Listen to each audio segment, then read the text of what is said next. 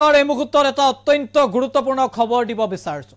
কংগ্ৰেছ বিজেপিৰ বিকল্প হিচাপে যেন এতিয়া অসমত খুপনি পুতিবলৈ আৰম্ভ কৰিছে আম আদমি পাৰ্টি। উজনি অসমৰ সমান্তৰালভাৱে নামনি অসমতো এইবাৰ নিজৰ শক্তি প্ৰদৰ্শন আম আদমি পাৰ্টি। আজি পূব গোৱালপাৰাত অনুষ্ঠিত হয় আম আদমি পাৰ্টিৰ বিশাল দলীয় সভা। দলীয় সভাত অংশগ্ৰহণ কৰে আম আদমি পাৰ্টিৰ ৰাজ্যিক সভাপতি মনোজ ধানোৱাৰে। সমান্তৰালভাৱে আপ অসমৰ কেইবাগৰাকীও ৰাজ্যিক পৰ্যায়ৰ নেতাই অংশগ্ৰহণ কৰে এই দলীয় সভাত। যে সভাত শ লোকে অংশগ্ৰহণ কৰে আৰু এক প্ৰকাৰৰ নিজৰ শক্তি প্ৰদৰ্শন কৰিলে আম আদমি পাৰ্টিয়ে। সবিশেষ এনি টকছৰ দৰ্শক। পূব গোৱালপাৰাত আম আদমি পাৰ্টিৰ বৃহৎ দলীয় সভা। সভাত উপস্থিত থাকে আপ অসমৰ ৰাজ্যিক সভাপতি মনোজ ধানোৱা। অসমত উন্নয়নৰ ৰাজনীতি আনিবলৈ মনোজ ধানোৱাৰ ৰাজ্যলৈ আহ্বান। ৫ শতাধিক ৰাইজৰ অংশগ্ৰহণত এই সভা অনুষ্ঠিত হয় পূব গোৱালপাৰা। এক প্ৰকাৰৰ যেন বিকল্প শক্তি হিচাপে অসমত এতিয়া খুপনি পুতিছে আম আদমি পাৰ্টিয়ে আৰু উন্নয়নৰ ৰাজনীতিৰ শ্লোগান এইবাৰ আম আদমি পাৰ্টি। ইতিমধ্যে জনতাকো উন্নয়নৰ সপক্ষে মতদান কৰিবলৈ আহ্বান আম আদমি পাৰ্টিৰ ৰাজ্যিক সভাপতি মনোজ ধানোৱাৰৰ। পূব গোৱালপাৰাত অনুষ্ঠিত এই সভাত কেইবাগৰাকীও ৰাজ্যিক পৰ্যায়ৰ নেতাই অংশগ্ৰহণ কৰে। এই মুহূৰ্তত পোনে পোনে ভাষণ আগবঢ়াইছো ৰাজ্যিক সভাপতি মনোজ ধানোৱাৰ। তাৰপিছত মন্তব্য আছে সেইকাৰণে আপোনালোকে নিজৰ ল'ৰা ছোৱালীৰ ভৱিষ্যত চিন্তা কৰি আম আদমি পাৰ্টিক আগুৱাই দিয়ক ৰাইজ। আগন্তুক গাঁও পঞ্চায়তৰ নিৰ্বাচন আহি আছে।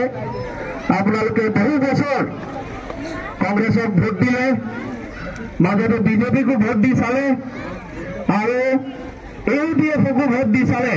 কোনোৱে কিন্তু আমাৰ সমস্যাৰ সমাধান কৰা নাই। এই পাহাৰী অঞ্চল হয়, ইয়াত পানী আপুনি পাবলৈ অসুবিধা হয়। এইটো অঞ্চলত হয়নে নহয় ৰাইজ কওক? আপোনাৰ পানীৰ সমস্যা সমাধান কৰিবলৈ PHC বুলি এটা বিভাগ আছে। PHC বিভাগে আপোনাৰ ঘৰে ঘৰে পানী দিছে নে নাই কওক? জল জীৱন মিছন আঁচনি আছে, জল জীৱন মিছনৰ আঁচনিৰ আপোনাৰ ঘৰে ঘৰে পানী দিছে নে নাই? পানী দিছে।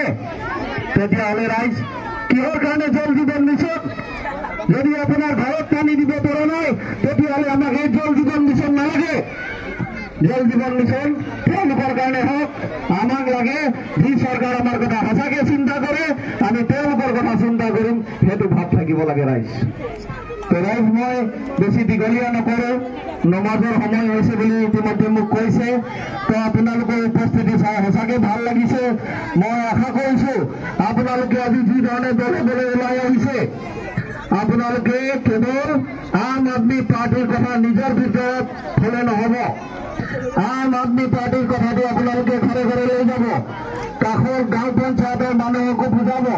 যিসকলক আপুনি চিনি পায় তেখেতলোককো আপোনালোকে ফোন কৰি ক'ব এইবাৰ আম আদমি পাৰ্টি পঞ্চায়তত কেণ্ডিডেট দিব।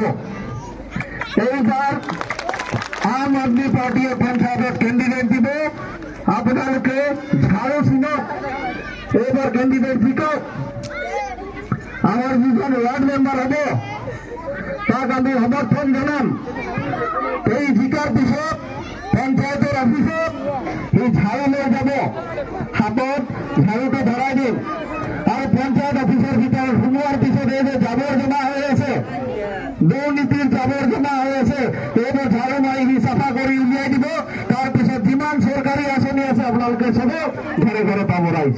সেইকাৰণে আম আদমি পাৰ্টিৰ ৱাৰ্ড মেম্বাৰক আপোনালোকে জিকাব লাগিব।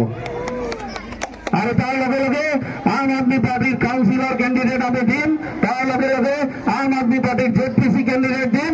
আপোনালোক চব ওলাই আহক। বহুত ডেকা ল'ৰাক দেখিছো মই ইয়াত। এই ডেকা ল'ৰা ছোৱালীসকলক মই আহ্বান জনাইছো যে তোমালোক ওলাই আহা, কাৰণ তোমালোকৰ ভৱিষ্যত আছে। তোমালোকে যদি দেশখন বচাব আমি চবে জীয়াই থাকিম। তাত তোমালোকক লগ দিবলৈ আমি ওলাই আহিছো। আমি চবে মিলি বিজেপিকটো পৰাস্ত কৰিব লাগিব, কংগ্ৰেছকো চাফা কৰিব লাগিব লগত ৰাইজ। সেই উদ্দেশ্য লৈ আমি ওলাব লাগিব ৰাইজ। আৰু আপোনালোকে যিটো দলে বলে ওলাই আহিছে, আপোনালোকৰ বিধায়কৰ ঘৰ একেবাৰে ওচৰত আছে, মই আহোঁতে দেখি আহিছো। আজি কিন্তু ৰাতি বিধায়কৰ টোপনি নাইকিয়া হৈ যাব ৰাইজ।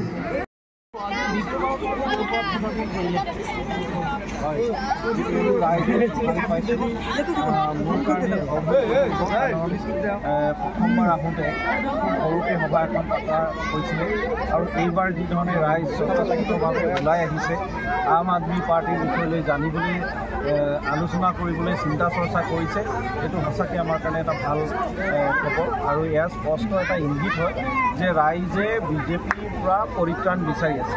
কিন্তু এই পৰিত্ৰাণটো বিকল্প আম আদমি পাৰ্টি হয় তেওঁলোকে উপলব্ধি কৰিছে। তেওঁলোকে 50 বছৰে কংগ্ৰেছক শাসন দি আহিছে, কিন্তু 50 বছৰ ৰাইজৰ কোনো উন্নয়ন নহ'ল।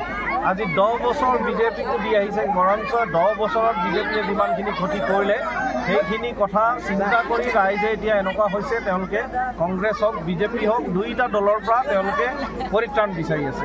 আৰু সেইকাৰণে দলে বলে আপুনি দেখিছে হাজাৰৰ সংখ্যাত ৰাইজ ওলাই আহিছে আৰু আম আদমি পাৰ্টিত যোগদান কৰিছে আৰু গাঁও পঞ্চায়তৰ নিৰ্বাচনত আমাৰ যিসকল কেণ্ডিডেট আছে তেওঁলোকক সমৰ্থন দিব বুলি প্ৰতিশ্ৰুতি দি আগবঢ়াই লৈ গৈছে। পঞ্চায়তত আপোনালোকৰ সকলো সমষ্টিতে কেণ্ডিডেট দিব নেকি? সকলো সমষ্টিতে আমি সেইকাৰণে মুকলিকৈ আহ্বান জনাইছোঁ, সমূহ ৰাইজক আহ্বান জনাইছোঁ যে হয়তো কিছু অঞ্চল এনেকুৱাও থাকিব পাৰে যে আম আদমি পাৰ্টিৰ সংগঠন নাই, তেওঁলোক স্বতঃস্ফূৰ্তভাৱে নিজে ওলাই আহিব লাগে।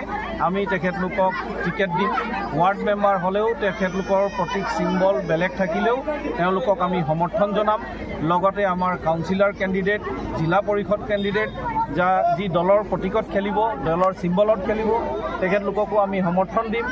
আৰু কোনো টিকেটৰ বাবদ ইয়াতে টকা পইচা ধনৰ কোনো লেনদেন নাই।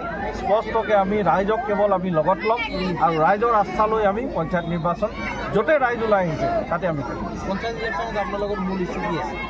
আমাৰ মূল ইছ্যুটোৱে হৈছে উন্নয়ন আৰু দুৰ্নীতিৰ বিৰুদ্ধে এটা আন্দোলন। কেৱল উন্নয়ন নহয়, দুৰ্নীতিটো শেষ কৰিব লাগিব। এতিয়া বিজেপিয়ে ডাঙৰ ডাঙৰ ৰাস্তা বনাই দিছে, কিন্তু য'ত ফ্লাইঅভাৰ আছে তাত চাব ফ্লাইঅভাৰৰ মূৰত পানী জমা হৈ আছে, সেইটো দুৰ্নীতি হয়। আমাৰ উন্নয়নটো হ'ব, আমি ফ্লাইঅভাৰ বনাম কিন্তু আমাৰ ফ্লাইঅভাৰৰ তলত পানী জমা নহয়।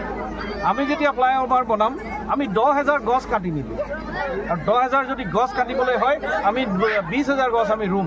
সেইটো হৈছে আম আদমি পাৰ্টিৰ উন্নয়ন। আমাৰ ইমান ডাঙৰ ডাঙৰ জল জীৱন মিছন হৈ গ'ল, এইটো এটা পাহাৰী অঞ্চল হয়, ইয়াততো কোনো ধৰণৰ জল জীৱন মিছনৰ আঁচনি ঢুকি পোৱা নাই। ঘৰে ঘৰে এতিয়া ৰাইজক সুধিলোঁ, ৰাইজে কৈছে যে আমাৰ ঘৰে ঘৰে পানীৰ যোগান কোনো নাই।